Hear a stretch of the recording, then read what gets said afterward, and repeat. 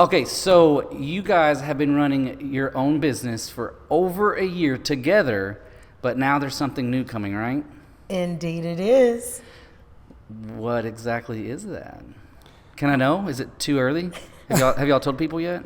A few people. A few people? Yeah. Okay, hit me. This podcast is brought to you by Dead Cat. If you guys are not aware, Dead Cat is what powers this podcast. We have studio downtown. We're on YouTube, Facebook, Instagram. You can find us all over the place. Come, check us out, hang out with us. We'd love to hear from you guys. I'm currently transitioning out of Vibes to start a new business, and that business will require me opening a music studio. Really? In town? Yes. Awesome. Okay, Yes. I really want to know more about this, but I don't want to jump too far ahead. All right. So we're going to talk about this at the end. Is that okay? Okay, that's fine. Deal? Okay, I start every podcast in the same exact place, the very beginning. And I want to start with Brittany. Okay. So also, Wendell and Brittany Johnson, welcome to the podcast. Thank you. Thank you. I forgot that a couple times, and Lee calls me out. She's like, say their name.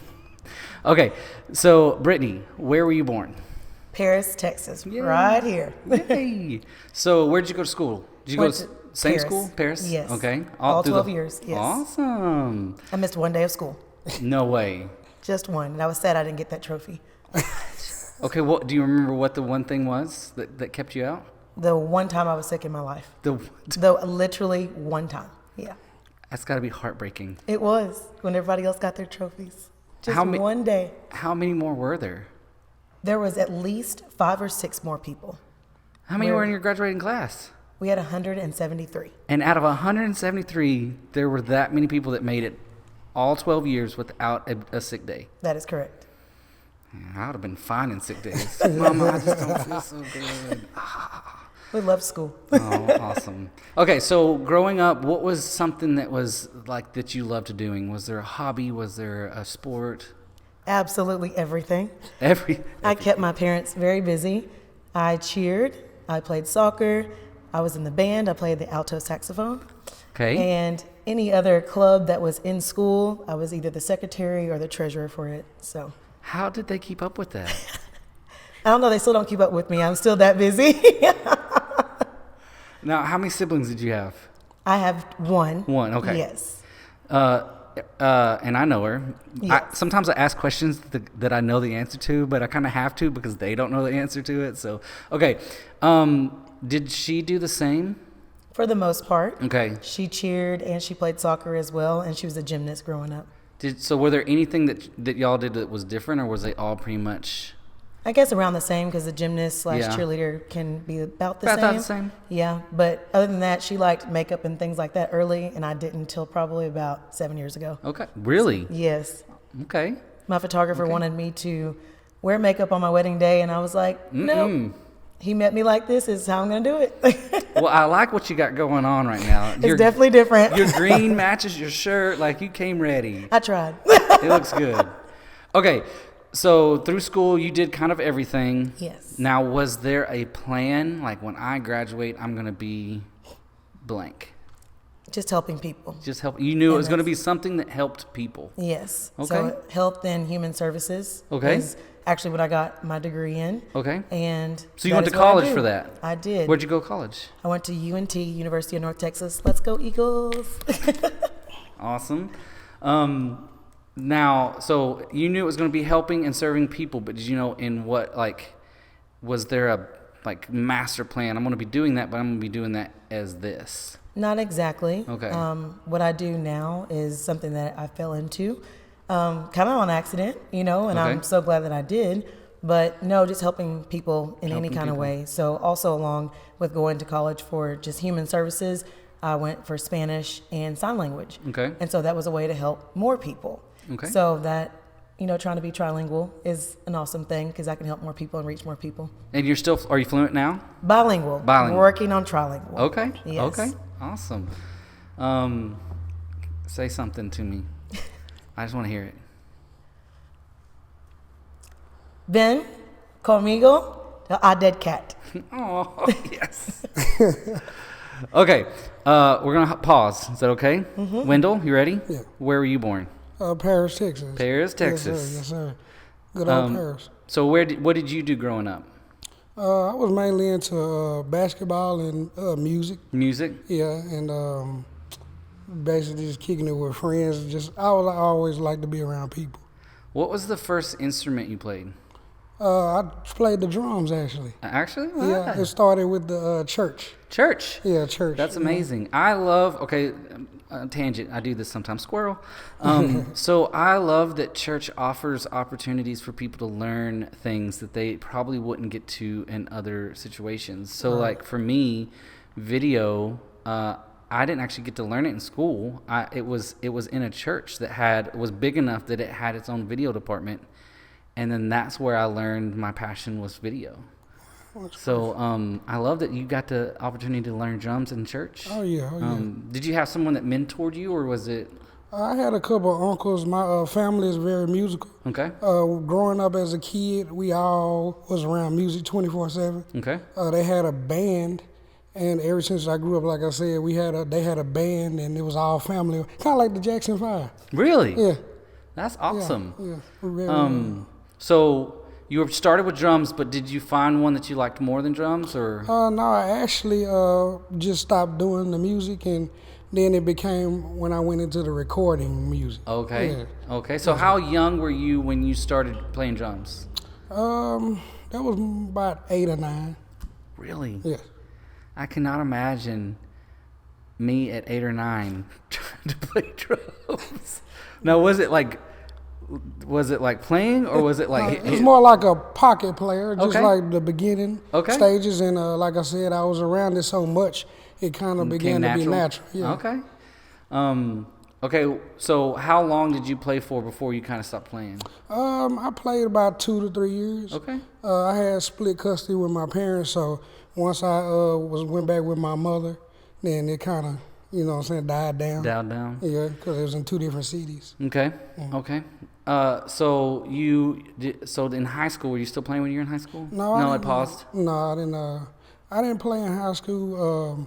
Didn't even get in band.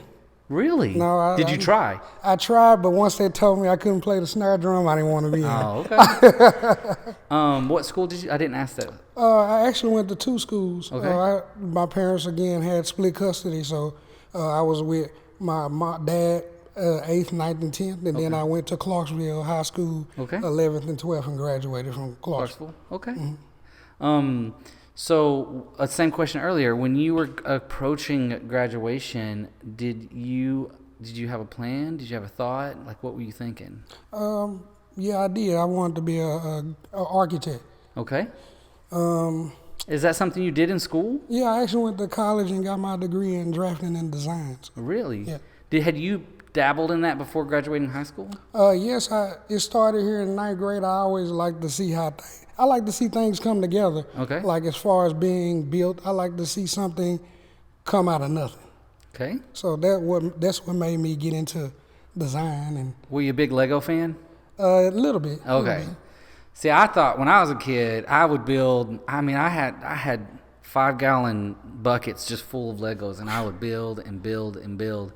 And I feel like I remember someone saying in my life that like he's going to be some sort of builder. Where I'm very creative, and I think that's probably part of what that was, but I don't think I could build anything. Leah comes up with really great ideas of stuff to build, and I'm like, who are we going to hire for that? Who are we going to call? Because I don't think you want me building that. We had Legos too, but they were candy ones. They were candy Legos? Yes. When did they come out with candy Legos? It was like Christmas time every year. They were little blocks, and they were all different colors, and they were candy. I missed that. Yes. So they didn't build. We just ate them. Yeah, 250 of them gone the first day. So a majority of what I had was just the we call it free build, where it's just like 4 or 5 different colors of blocks, and that was it. They didn't have a whole lot of, when I was a kid, of these like giant Death Star like sets that you could buy and build this like giant thing or whatever it is. Now they have so many of them. They do. My oldest wants, I can't remember what he calls it. It's like a resort, but it's huge. It's like $500, and I'm like, dude, Santa ain't bringing it. That ain't gonna happen. How many pieces was? I don't remember. It was a bunch. Sound like about 10,000 pieces. Yeah, it was a bunch. Yeah.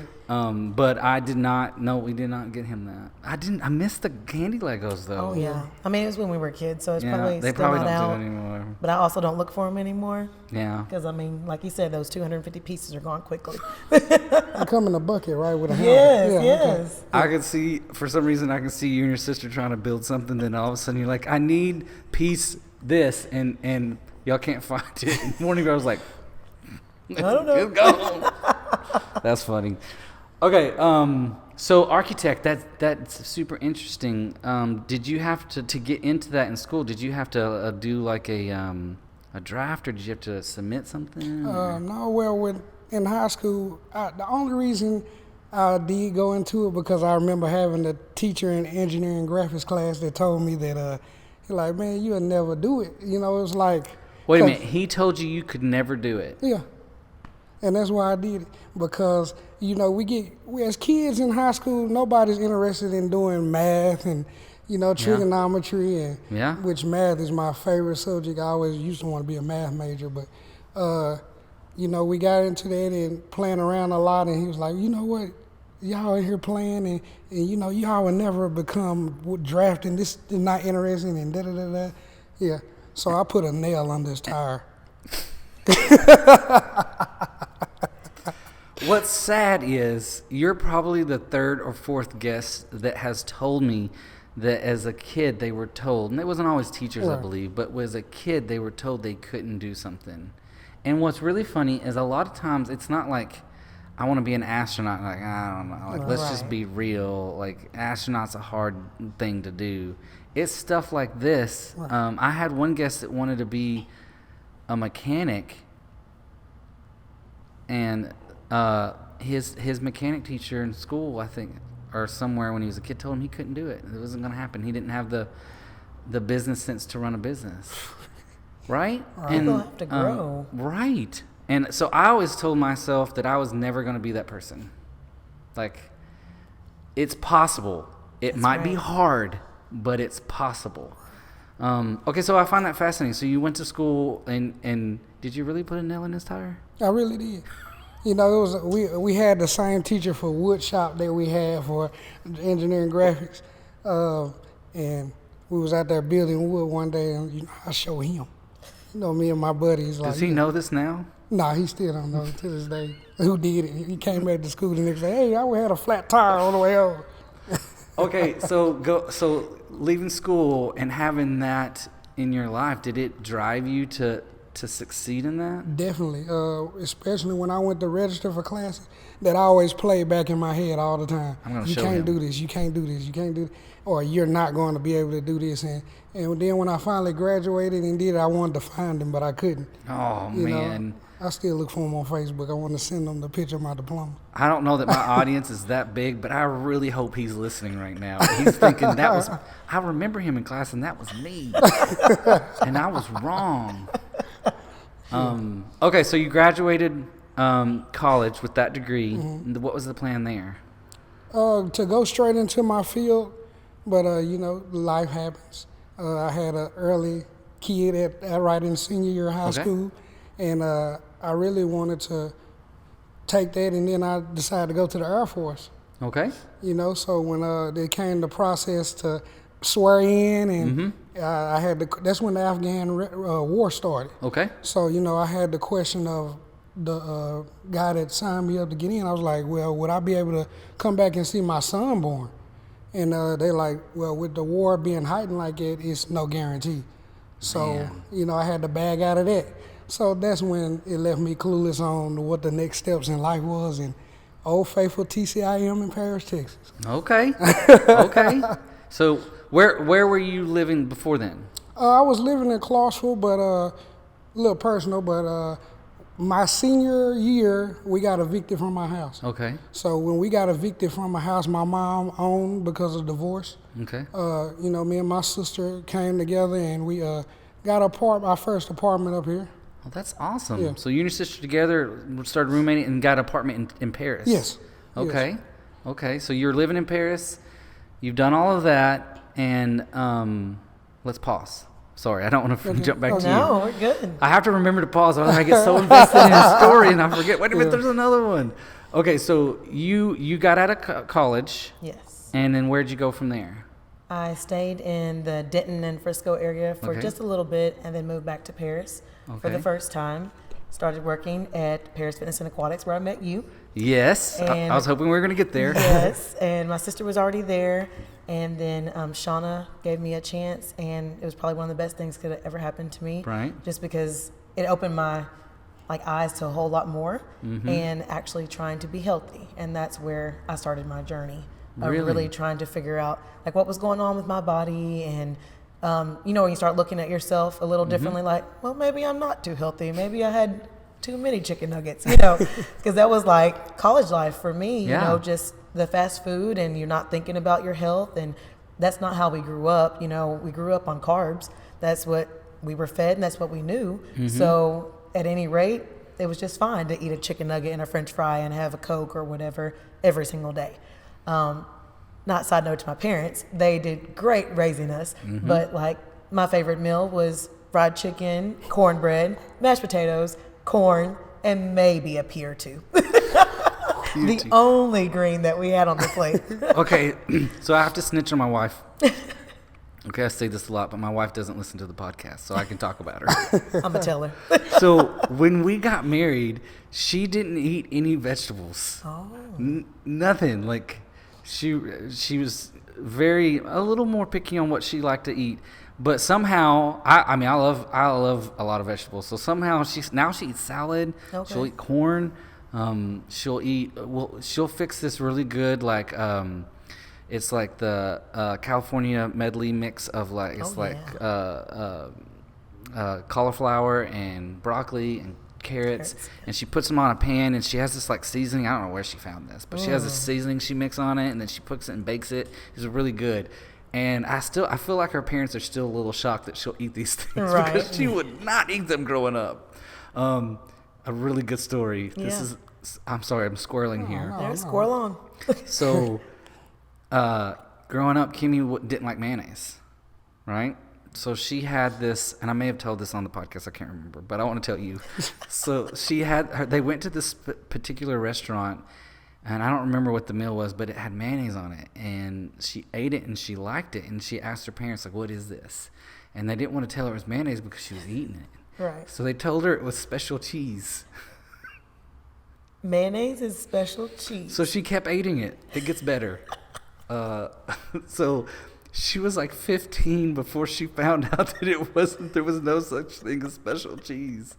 And she was on a cheerleading outing, and someone was like, I didn't think you liked mayonnaise. And she's like, no, this isn't mayonnaise. This is special cheese. At 15. I don't know if I'm allowed to tell this story, but I just did. Mozzarella. So. Special cheese. So needless to say, she does actually like mayonnaise, depending on what it's on. Right. That makes sense. Right. I'm the same way. Anyway, sorry.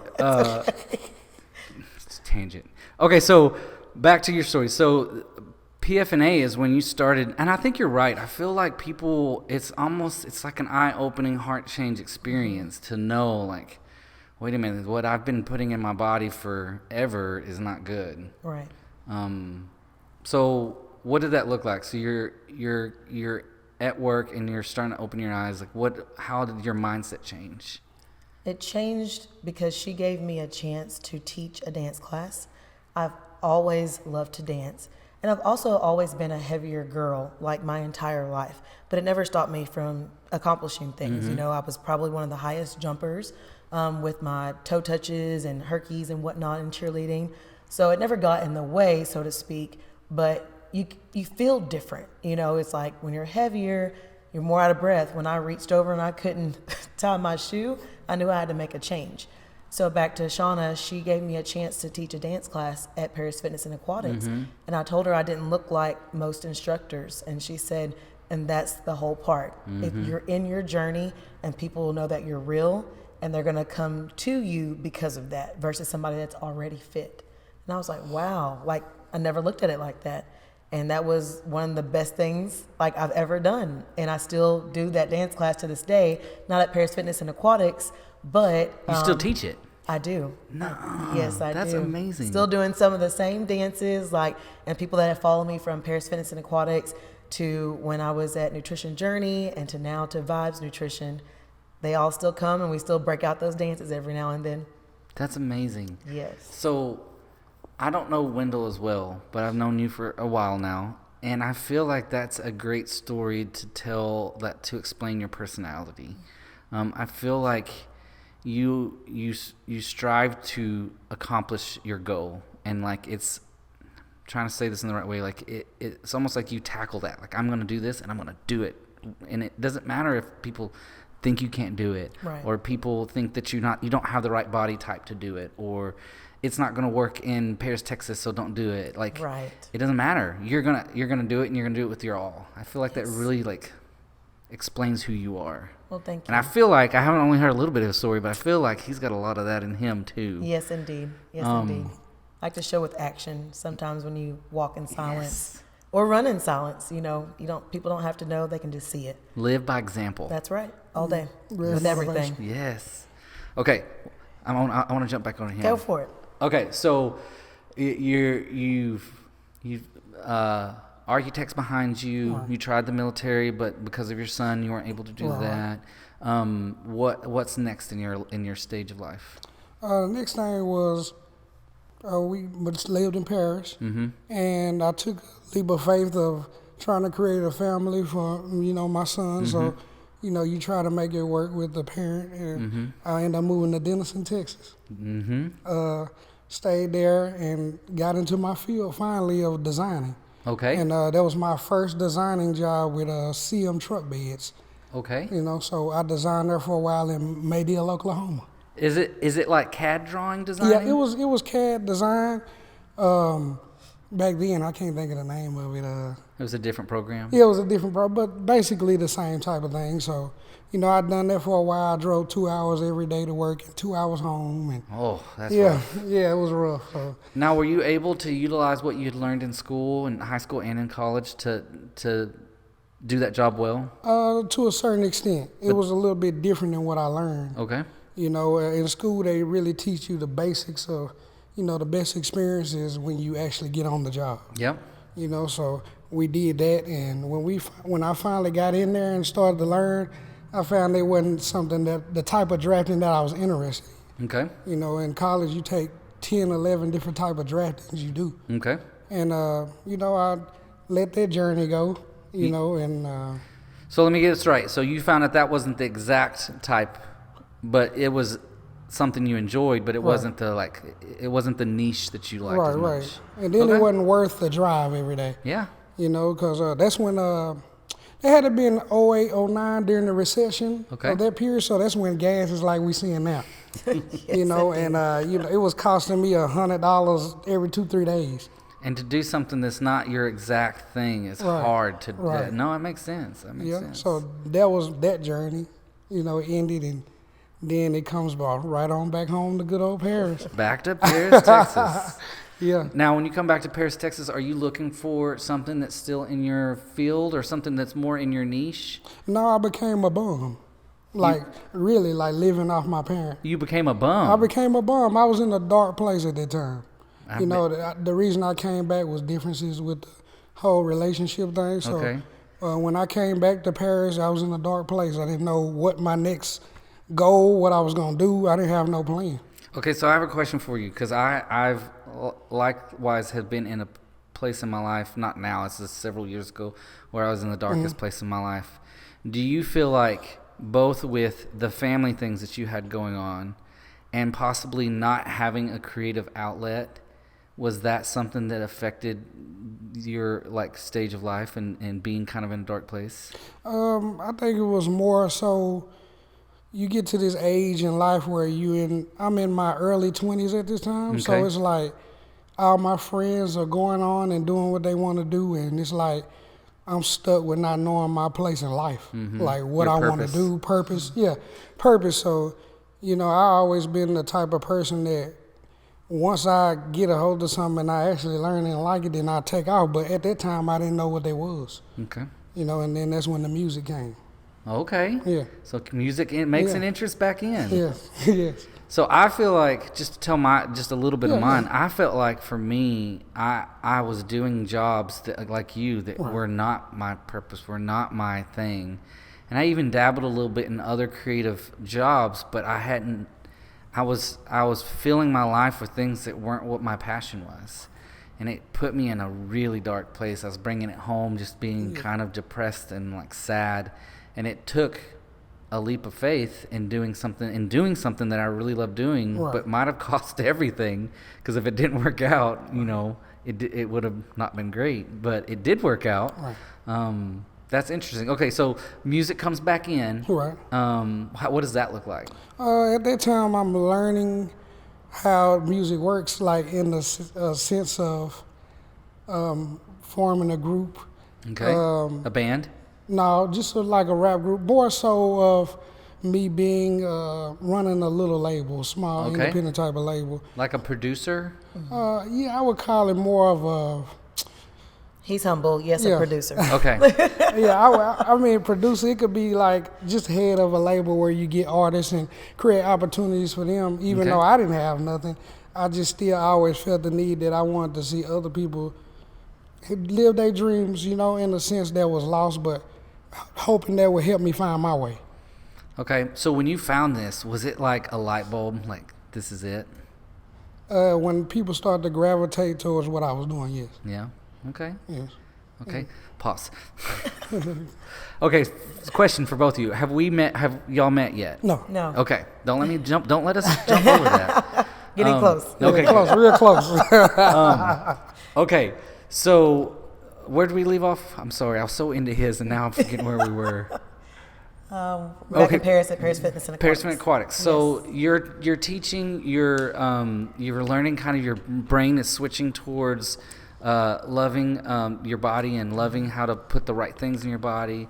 Where do you go from there? I'm still there each and every single day.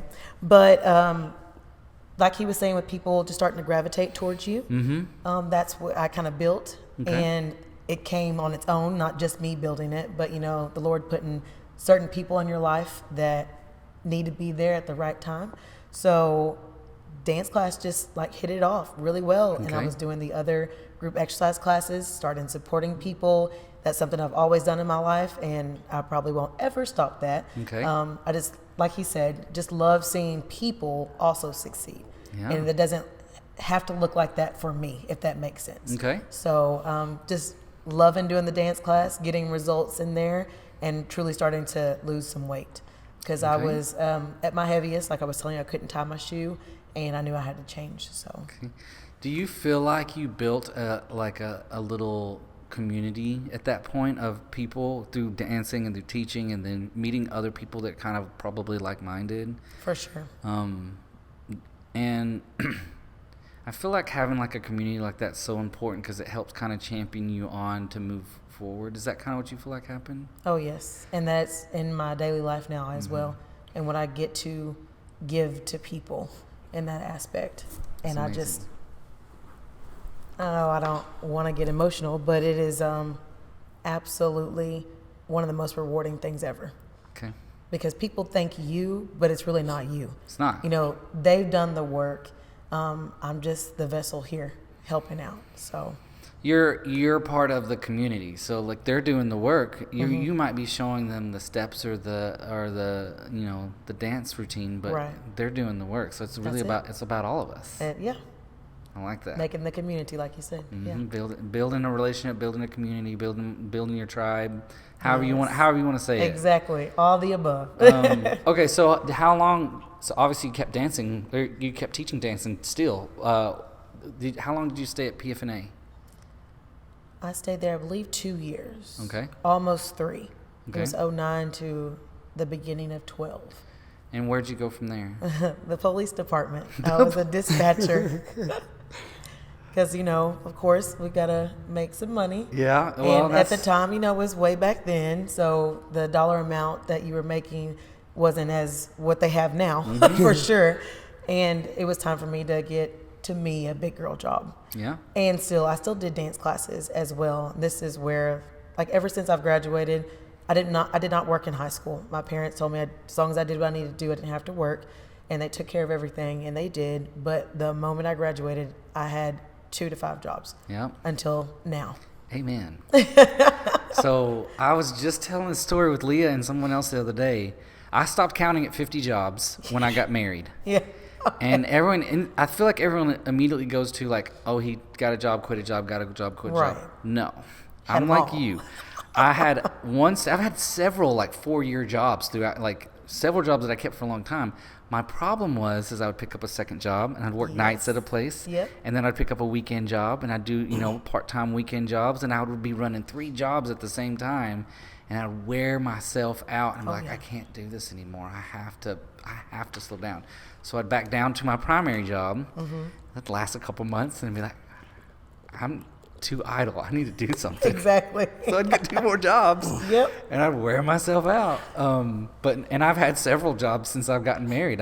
While married, I've had several three job time frames. And I think I was telling them, I feel like it kind of helps me with Dead Cat stuff, because having multiple clients is kind of like having multiple jobs and juggling different things that are going on. But okay, sorry. You're good. I keep jumping in there. No, I agree. And the reason why I would have so much, it wasn't just about chasing the money. It was a goal. Yeah. A goal like paying off my vehicle early that I had gotten. I finally got a vehicle that was absolutely awesome, to the nines, all decked out, and it was a payment I didn't want to pay. Yeah. So I was like, okay, well, we'll get rid of it. So let's do this. Double down. Exactly. Yeah. And that's what we did. So. Okay, so when have we met yet? No, we're Are we right close? there. We're right yes, there. We're right there. Do I need to catch him up? No, we're about right at the same spot. Yeah. Okay, tell me about how y'all met. We met at Campbell Soup. Campbell Soup. Yes. So, were y'all both working there? Yes. Okay. We met on the floor, but we had the same training class. Okay. And my dad did not want me to work at we call it the family business, because all of our family members have gone to Campbell Soup. Okay. And so I was like, it's a good paying job, and I need to make some money instead of having several. Yeah. Yes. So I'm going to go. He was like, well, the first layoff they do, I'm going to go in the office and tell them to take you off. And I was like, you can't do that. But whatever. So before I got my job at First Federal, I worked there for 2 weeks and 2 days. And during those 2 weeks and 2 days, we met. Yeah. On the floor. The pretend boyfriend. Whoa. What? He told me the day I was leaving that he wanted to be my pretend boyfriend. And so that was what his name was in my phone. So when you saw her, what were your thoughts? Definitely. Well, let's back up. I used to see her in Paris High when I went to Paris High. Okay, so you had your eyes on her long before. And I knew a lot of people, 9th through 12th, but I don't remember him. Yeah. Well, the thing was, I told you I was back and forth so much. Yeah, that makes sense. With schools, but the girl in school, she hate this word, but it's the popular girl that's always around people. Yeah. The cheerleader, and so I didn't have the guts to go up to her and approach her when I seen her in school, because, I felt like, man, I'm gonna get rejected. So I never did. I always thought she was a pretty chocolate woman, but I couldn't get in my way to go up to her, during that time. Yeah. And he was listening to other people say that I was stuck up. Yeah. Aww. Come on now, every cheerleader stuck up in school. Right. I disagree. Okay. I hate when people don't champion people to do things. Yeah. I had someone when I was wanting to propose to Kimmy say the same thing. You really can do better. Wow. And I'm like, how do you even know? How do you know? We'd already had a relationship for a long time. Exactly. I had learned that this is the right person for me. How could you possibly tell me that something you couldn't even know? Anyway, So I hate when people interject and tell you something like that and then discourage you from something that was obviously meant to be. Well, it was another way of telling me that she was out of my league. Oh. Mm-hmm. Back then. Yeah. This was in 2003. So. We'll just chop it up to like it wasn't the right time. That's exactly right. Yeah. Because I was with someone. Okay. So. Well. I didn't care. I still wanted to try. Right. Nah, but I didn't. I respected it. Okay. Jokes aside. So you had your eyes on her back then, and then you saw her at Campbell Soup, and you're like, "This is my chance." Yeah. I'm a guy that goes off energy. Okay. You know, so she always had a beautiful personality. And lots of energy. Yeah, and lots of energy. And then she was, to me, that's what attracted me. Okay. You know, and never even knowing that she's leaving. It was just her last day. You know, so I heard her over talking, saying it was her last day. So I'm like, this is my last chance. I might not get to see her no more. You know, so hey, can I be your pretend boyfriend before you leave? You know, so you won't forget about me. Aww. You know, and you know, she gave me her number, and you know, we talked. I did have a girlfriend at the time, but we was on the outs though, so you know. Okay. You know. But so that girlfriend was out. Yeah. And now you're getting the right girlfriend. Yeah. Okay. Yeah. Okay. So how long did y'all date for? So we met in August. We got together December the 6th. Okay.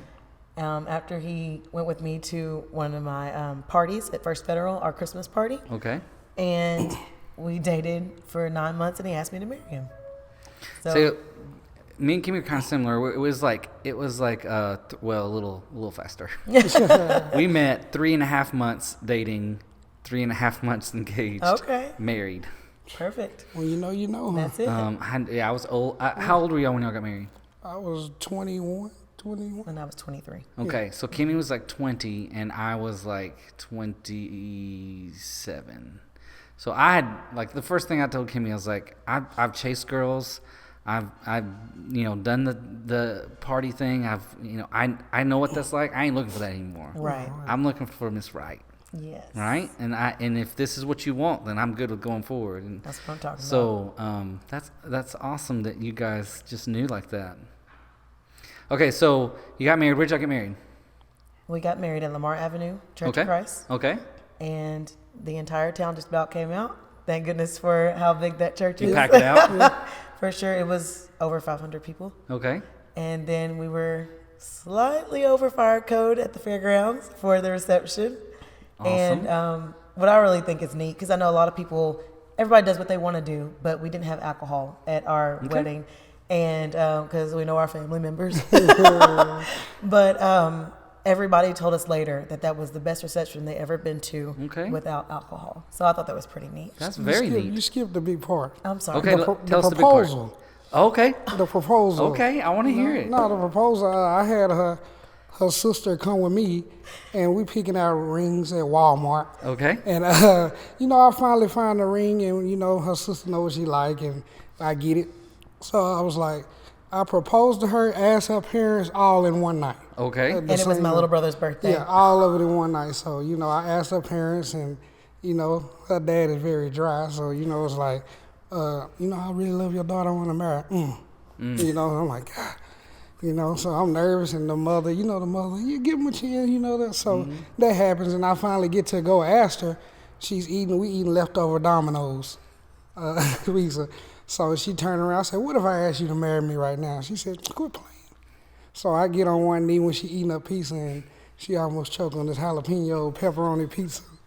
That's awesome. It left me on my knee for about 5 minutes. I still have problems. Because he was a jokester, and I didn't think he was being serious. You gotta make him work for it. Yes. Yeah. And so when I noticed that he was truly being serious, I was like, wait a minute. Oh.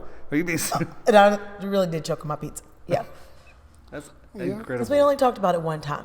Okay. So, it was just like, this is what we want. If that's what's going to happen, that's great. But if not, then we can go our separate ways. So. Okay. Yeah. But good job. Yeah, we skipped back to the wedding. I'm sorry. Okay. So big wedding. Yes. All right. So did y'all go on a honeymoon? We did. Oh, long 7 days in Las Vegas. The worst thing you could ever do is stay in Vegas 7 days. Yeah. Yes, oh my goodness. Too long. Yes. So I've been to Vegas several times for work. Actually, Leah and I both have been several times for work. I could probably handle 2 or 3 days. Yeah. Yes. For any reason, work or anything. Yeah. But I don't know that I could handle much more than that. It's a lot. It is. Yes. It's a lot. I mean, definitely if you're not gambling or partying every day, then it's literally like, okay, we've seen this hotel 5 times already. We went and sat through like the timeshare, so you get like the free stuff at the end if you say no still. And we saw shows and things that way, had awesome dinner, did go see all the hotels and museums, but I mean, I almost gave him a heart attack. We had just got married. He doesn't ride roller coasters, and I loved them. So he did get on the roller coaster with me, but it was rough after. I hate thrill. I don't like thrill at all. Little. Well, kudos for you doing it for the honeymoon. Yes. Okay, so y'all come back from your honeymoon. Are y'all still working? Where are y'all working at that stage? At this time, right before we got married, Turner laid him off. No, Turner. What's Turner? No, laid me off. No, that was Campbell Soup. I left Campbell Soup to go to Turner. Oh, okay. So look, how you forget that? One of them laid you off. This is why we're recording, so y'all can't forget it. Right? Yeah. The day before our wedding. Oh, man. And so that was already on the foot, because he used to be a warrior. I forgot about that. And he was like, oh my gosh, what are we going to do? How am I going to support us? Da-da-da-da. Yeah. And I was like, it'll be fine. I get laid off the day of the wedding rehearsal. Yeah. Yeah, that's what it was. Yes. That's brutal. And then on Tuesday, during our honeymoon, they called him back. But he left and went to Turner. Okay. So that's where that was. And I was at First Federal Community Bank at that point. And you're still doing dance? Yes. And are you still doing music? No, yeah. I'm doing music. Still music? Okay. Not as much because, when you get married, you gotta... Adulting. Yeah, everybody be like, well, he ain't got time for it no more. Yeah. He's married now, but it was always in my heart. Okay. Mm-hmm. Okay. So, moving forward, how do y'all go from there to Thrive? To Vibes? Vibes, I'm sorry. Yeah. You're Vibes. good. We're thriving. You're thriving. I'm sorry. Vibes. Ooh, that was a long road. It was. It was a long road. We had a child, an angel baby. Okay. So we got married, the layoffs, starting a new job, and then 3 months later, we get pregnant. I surprise him with this because his birthday usually ends on Father's Day, every few years. So Father's Day and his birthday was a surprise that we were pregnant. Okay. But we still don't know to this day exactly what happened. But 5 months later, we had our baby girl, and she didn't make it. Okay. And so that put us in a place of telling our story and helping people still. Because a lot of people just don't come out with it, which is fine. Everybody looks at it differently. But I felt like it made us stronger together and know that we can just conquer anything. Yeah. And then we moved forward, and we were still in Paris at this point. We both had picked up several jobs. So he was at Jack in the Box and Turner and doing music on the side. And DJing. Yes, DJing. I DJed for 10 years. Awesome. During our whole marriage. Yes. This was my sidekick, my MC. Yes. That was fun. That was a really fun time. So we did that together. And then I did the Paris Golf and Country Club as a bartender. And whatever other job I could do at the time. Prime time is what I transitioned to as well. With the senior citizens and playing in the water and on land doing exercises, still dancing. And I'm working at Jack in the Box and somebody orders 100 tacos, I leave. That happened? That was real? Yeah, that's real. That was my last day.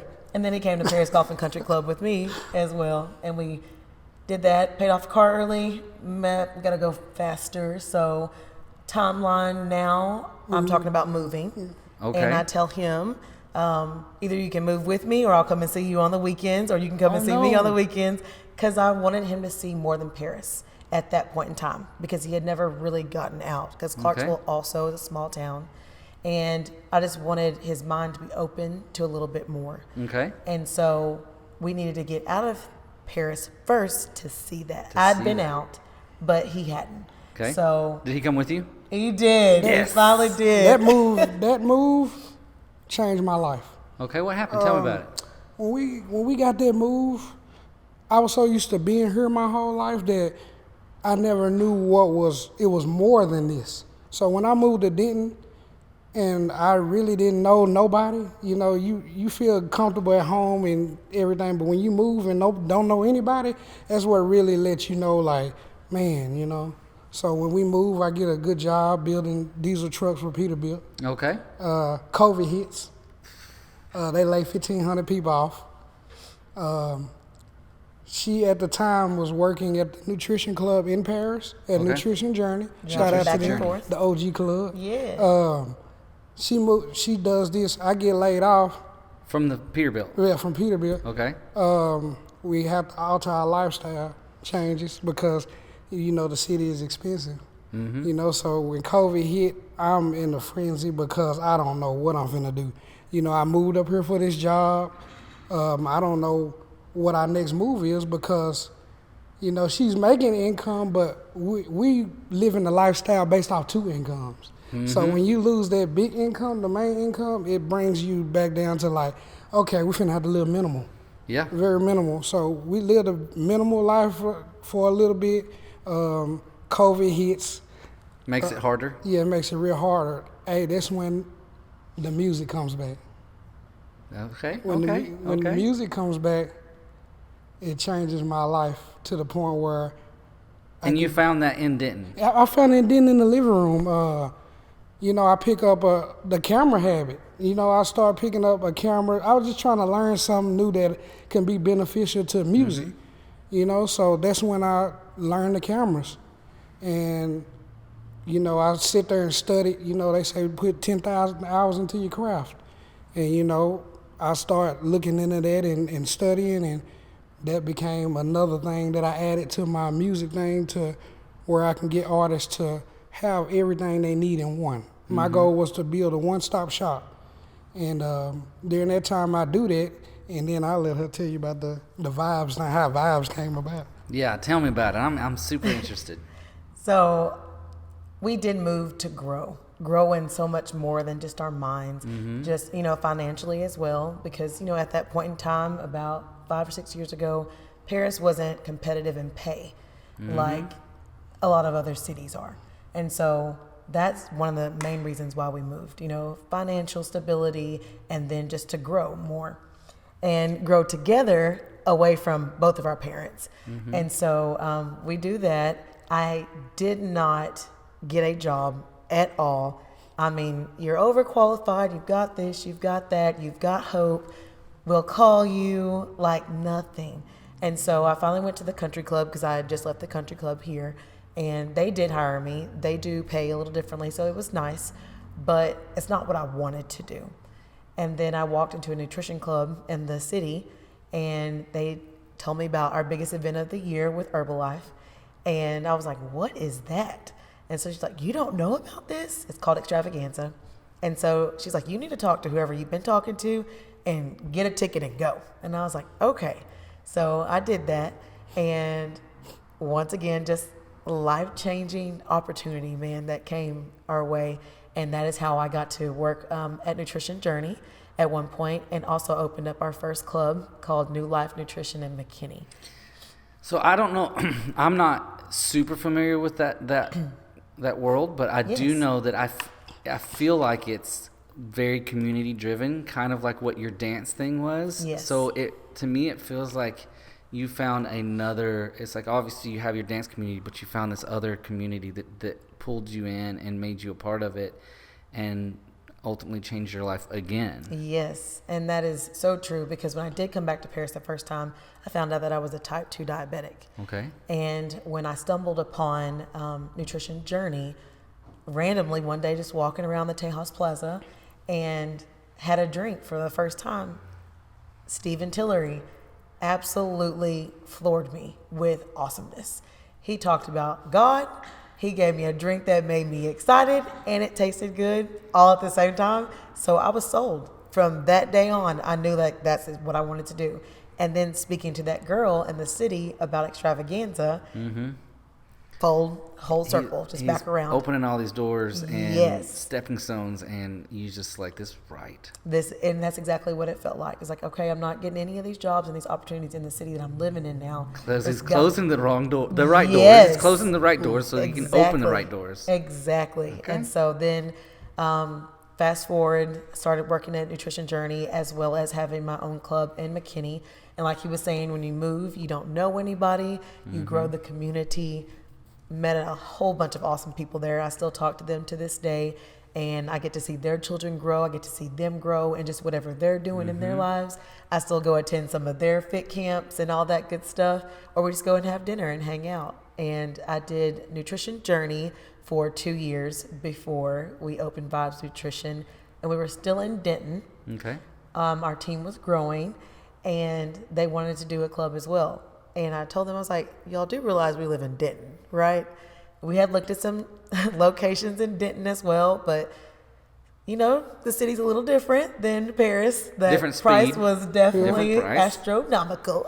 Yeah. So it was like, just not right now. We'll just keep, you know, building and doing it from the house. And just the Lord spoke to us, and we needed to come back to Paris to fulfill some more purpose here. And that what brought us back to Paris. And Vibes was opened. Back up though. Uh-oh. Back up to the McKinney Club. You know, I'm working at Peterbilt during this time, so we're able to take a risk on this business. And, you know, it happens, and the club was doing okay. It supported itself, but like I was telling Brittany, you know, I think it's time to move on from it to do something different, you know, in a sense. So, believe it or not, I'm not, after this happens in McKinney, I didn't really believe in supporting that, what she had going. Okay. You know, in the sense of, I think you need to do something different. But, you know, Brittany staying, you know. She gonna tackle that goal. Yeah, the perseverance she had in it, you know, it happens, and, you know, Paris comes up in the topic of conversation. I'm like, man, we just left her. You know, I don't want to go back. But everything kept lining up to the point where, you know, you kind of, I ain't gonna say it didn't have a choice, but it was just too good not to do. So we're walking on a date night in Paris on Saturday, and, you know, we walk across a building in Tejas Plaza, hadn't been occupied in 5 years. Not Tejas Plaza, Williamsburg on Clarksville Street. Okay. So we pass, it's empty, and I made a few calls from somebody that I knew that had been there before, and the building had been abandoned, and so I called and we set up a deal and look at it, and, you know, remind you at this time income is gone because the layoff and COVID hit, and, you know, so believing in her, you know, I took everything I had from my savings, everything that I was wanting to do with music that I was gonna put, here, you do something, here, I want to support your dream back home, because I knew this is what she really wanted, and I knew that I could make it regardless, and different things. I'm always been the one that, if I have to work at McDonald's to, you know, get it running, I'm there. I'm there for it. So, you know, I take everything I have, enough to start the business, and we put everything in her lap, and she turned it into a great thing. Definitely glad that I was able to, you know, help her in a sense. We helped each other. I ain't gonna say it's just me, because she had a lot to do with it. You know, if I wouldn't have seen the grind, then I wouldn't have put everything that I wanted to put into her to support her dream, and now she's doing the same thing for me. Okay, so let's jump there. So fast forward, because we're over time, but this is too good not to go over time for. So Vibes, and then you open a second one, right? Blossoming Out. Blossoming Out, yeah. Yes. So you've got two of them now, and now y'all are introducing another big change in y'all's world. Let's talk about that. So I kicked Wendell out of Vibes. He can come back and visit, but there's no time like the present. So if you want your dream, you have to go after it. Chase it. He has literally been wanting to do this since we've been together. Music is a part of him, and all the other things that go along with that. And so a week ago, I gave him the boot, and he's been doing awesome, just taking care of clients and doing his thing. So that's the new transition that we were talking about, and you can take it away from there. No, it's just it's really unreal to be able to wake up and get to do what you love to do every day. I know you know, because this is awesome what y'all got going. And to be able to wake up and do what you love every day is kind of scary, because every time I wake up in the morning, I'm like, man, I got something to do, you know, other than what I'm supposed to do. You know, you get in that mindset of, you know, a routine. But when it comes to something you do and it's yours, it's kind of like, I don't know, I wouldn't say procrastination, but it's like, again, it feels so unreal that you don't even feel like it's achievable sometimes, you know. Yeah, I feel you. And with the music thing, you know, I just want to give artists a chance locally, you know, give them a voice. I mean, I do have connections in music because I've been in it so long, but you know, it's a blessing for, like I said, for her to give me the opportunity to step into the thing of opening up this, you know, studio with a friend. Okay. You know, so. So is it? Do you have a building? Yeah, we're currently remodeling. Okay. Yeah, Okay. it'll be located on Provine Street. Okay. Yeah, so. And is this a place where an artist, if they want to record, they can record? Yeah, they'll be able to record. So that, will they rent the space from you, or will you become like? Is it like a label? No, it's not a label. It's more of a, you know, we have studios here, but the thing is, I wanted to put one in the inner city. Okay. You know what I'm saying, and be able to work with artists and their budgets. You know, of course, it can take money to run the studio, but you know, we try to work with all artists because music is expensive. Oh yeah. You know, and everybody don't have the money to go to Dallas to pay $100 an hour for studio time. So what we try to do, we bring it in here to make it more affordable for artists to, you know, get out what they want to get out, emotions, and you know, get people out of, you know, things that they don't want to. I mean, that they want to do that they don't think is achievable. You know, so. Okay. Do you work with all styles of music? Yes.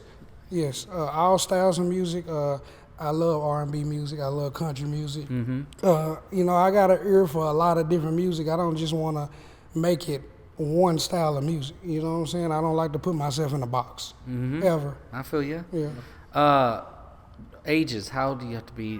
Any age? Yeah, you can be any age to come in there. I actually got a lady that I'm talking to about her daughter. She's like 8. Okay. And you know. Okay. Yeah. So you know, it's out of East Texas. So you know, I'm trying to branch into all different type of things. Like I say, helping people with different budgets and you know, helping them achieve their dreams. You know. So what is there? Is there a name of this? No, we hadn't came up with the name for the studio. Okay. Not yet. Not you yet. know what I'm saying? But we're working on it. Working on You it. know, and you know, I got the podcast as well. Okay. You know, we run the podcast out of the studio, G's and Gents podcast. Okay. It's more of it's comedy. And You know, where it's can they crazy. where can they find that podcast? That's on YouTube. It's G's Okay. and Gents podcast. Okay. I actually have my own radio station app. Okay. You can download on the Apple Play Store and Android. Okay. It's called Cash Talk Radio, and what we do on there, we got all the artists out of the 903 area and put that music on there, and it can be heard worldwide. That's cool. Yeah, so you know, I run that station, and we do the podcast on there, and we let artists come on and interview, tell the world about their music. We give them that platform. That's amazing. Yes, sir. I love that heart. I love that community that you're building. I feel like you guys have the same kind of heart for your community and building a community within your jobs and within your circle of people, and I just love that. I love that about you guys. You see, that's why he had to go. So That's why you had to do give him all the that. boot. Yeah. Yes. Because sometimes you got to give an artist the boot. Like you almost have to kick them into a place that they have to do it. Because if you don't, then they're just always going to almost have that self-doubt of I just don't know if I can do it. I don't know. Then you look up and you're 50, 60, 70 years old and wish that you did. Yep. It's being comfortable. Yeah. Yes. You know, you get comfortable. Comfort zone. Yeah, you know, that's what I think it blocked me for a lot of opportunity, being comfortable. Yeah. Yeah, a lot. Awesome. Well, thank you guys so much for being on my podcast. Yeah, thank you. Yes, This was of great. course. We laughed. We had fun. It was a good conversation. Thank you. We appreciate you We guys. appreciate y'all for having us, man. Definitely prefer. I love y'all studio. Everything's going. Yeah. You know, I love it. All right. Thanks, guys. See you guys next week. And done. All right.